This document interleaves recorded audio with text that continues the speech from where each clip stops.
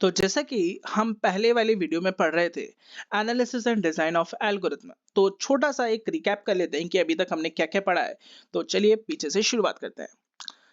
तो जैसा कि हमने सबसे पहले देखा था कि हमने यहाँ पे दो टॉपिक कवर कर लिए थे, algorithm and language of algorithm, और इस वीडियो में हम कवर करने वाले हैं performance analysis.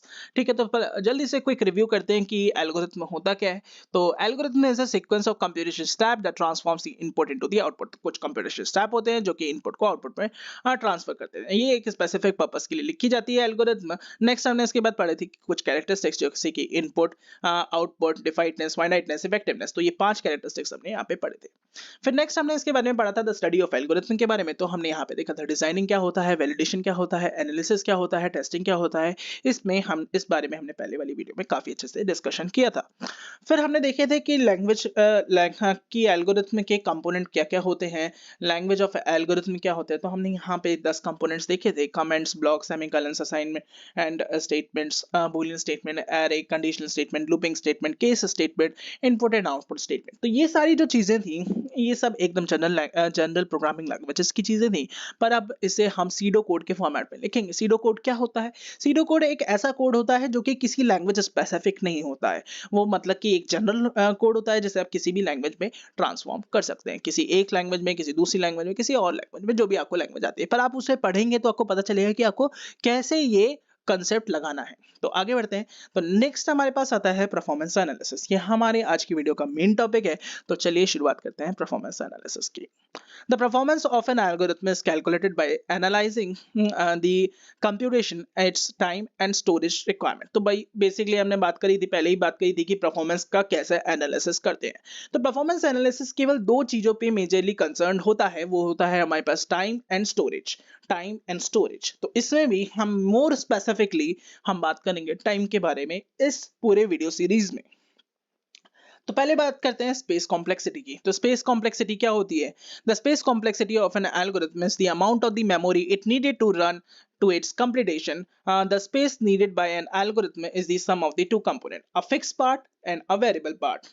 The fixed part, which includes a space for the code, space for the simple variable, space for the fixed size component variable, and the space for the constant. तो इधर पे दोबारा से हम ऊपर आते हैं, तो हमें क्या कहा है कि स्पेस कॉम्प्लेक्सिटी बेसिकली होती क्या है? द स्पेस कॉम्प्लेक्सिटी वह कॉम्प्लेक्सिटी होती है जो एल्गोरिथम को जितना स्पेस रिक्वायर्ड होता है उसको रन करने के लिए टिल द कंप्लीटेशन, उसे स्पेस कॉम्प्लेक्सिटी कहा जाता है। तो स्पेस कॉम्प्लेक्सिटी बेसिकली दो चीजों का सम होती है, एक होता है फिक्स पार्ट और दूसरा होता है वेरिएबल पार्ट। तो fix part which includes the space for the code, space for the simple variable, space for the fixed component and the space for the constant। तो इन सब के लिए जो जैसे कि हमने यहाँ देखा कौन सा फिक्स साइज वेरिएबल, हाँ, स्पेस फॉर द कांस्टेंट, और सिंपल वेरिएबल के लिए जो स्पेस जो अलोकेट होता है उसे हम फिक्स पार्ट में रखते हैं। नेक्स्ट हमारे पास क्या आता है? A variable part consisting of the space needed by a component variable whose size is dependent on a particular problem. मतलब इसका साइज फिक्स नहीं होता, इसका साइज वेरिएबल होता है जो कि पर्टिकुलर प्रॉब्लम पे डिपेंड करता है। जैसे कि space needed for the reference variable that depend upon the instance characteristics and the recursion stack space for the instance. In short, the space complexity can be defined as C plus SP। तो C क्या है? यहाँ पे C वो है constant part या fixed part के लिए space, और SP यहाँ पे है variable part के लिए space। तो स्पेस कॉम्प्लेक्सिटी दो का सम होती है, फिक्स पार्ट का और वेरिएबल पार्ट का। तो ये आपको ध्यान रखना है। और स्पेस कॉम्प्लेक्सिटी की ये छोटी सी definition, the space complexity of an algorithm is the amount of memory it needed to run till its completion. The space needed by an algorithm is the sum of the two component. बस इतना आपको लिखना है जैसे आपको लिखा हुआ दिखाई दे रहा है स्पेस कॉम्प्लेक्सिटी के बारे में। नेक्स्ट आते हैं टाइम कॉम्प्लेक्सिटी के बारे में बात करते हैं। तो टाइम कॉम्प्लेक्सिटी जो कि मोस्ट इंपॉर्टेंट पार्ट है, जिसके बारे में हम अधिकतर क्वेश्चन पूछे जाते हैं कि इसकी टाइम कॉम्प्लेक्सिटी क्या होगी, अगर इसकी टाइम कॉम्प्लेक्सिटी ऐसी क्यों है, इसके बारे में अधिकतर क्वेश्चंस बनते हैं। तो टाइम कॉम्प्लेक्सिटी क्या होता है? The time complexity is the amount of the time required by a program to run till its completion. जैसे कि सेम हमने वहां पे डेफिनेशन लिखी थी किसकी? स्पेस कॉम्प्लेक्सिटी की, जो कि कहती थी the space complexity is the amount of the time required by a program to run till its completion। तो वहाँ पे हमने स्पेस कर दिया था और यहाँ पे हमने टाइम कर दिया है।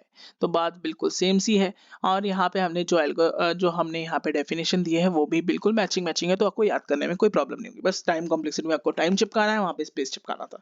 ठीक है? तो time complexity is the sum of the 2 component that is compile time and the execution time. तो टाइम कॉम्प्लेक्सिटी क्या होती है कि 2 चीज़ों का सम होती है, कंपाइल टाइम का और एग्जीक्यूशन टाइम का, ये सम होती है टाइम कॉम्प्लेक्सिटी। टाइम कॉम्प्लेक्सिटी में अगर हम देखें कि कंपाइल टाइम जो होता है वो इनसिग्निफिकेंट होता है in the comparison to that of the execution time. तो इसलिए हम जो है कंपाइल टाइम को इग्नोर कर सकते हैं। तो हम जब भी कहेंगे कि इसकी टाइम कॉम्प्लेक्सिटी क्या है, तो बेसिकली हम कहना चाह रहे हैं कि इसके एग्जीक्यूशन के दौरान कितना टाइम लगता है। हम ये नहीं कहना चाह रहे कि कंपाइल में कितना टाइम लगता है, क्योंकि कंपाइल का टाइम जो होता है बहुत ही ज़्यादा छोटा होता है, इसलिए हम इसे इग्नोर कर सकते हैं। तो बेसिकली आपको याद रखना है कि टाइम कॉम्प्लेक्सिटी क्या होती है। टाइम कॉम्प्लेक्सिटी कंपाइल टाइम और एग्जीक्यूशन टाइम का सम होती है, और वहाँ पे स्पेस कॉम्प्लेक्सिटी फिक्स पार्ट और वेरिएबल पार्ट का सम होती है। तो ये आपका हो गया स्पेस कॉम्प्लेक्सिटी और टाइम कॉम्प्लेक्सिटी। नेक्स्ट आगे देखते हैं एसिम्प्टोटिक नोटेशंस। एसिम्प्टोटिक नोटेशंस क्या होते हैं इसके बारे में जानेंगे, कितने तरीके के होते हैं इसके बारे में भी जानेंगे। तो चलिए शुरुआत करते हैं एसिम्प्टोटिक नोटेशंस की। लेकिन ये जो टॉपिक है ये हम नेक्स्ट वीडियो में करें तो बेटर रहेगा, क्योंकि अभी 6 मिनट से ज़्यादा की वीडियो हो गई है, तो इसमें मैं आपको अच्छे से एक्सप्लेन नहीं कर पाऊंगा।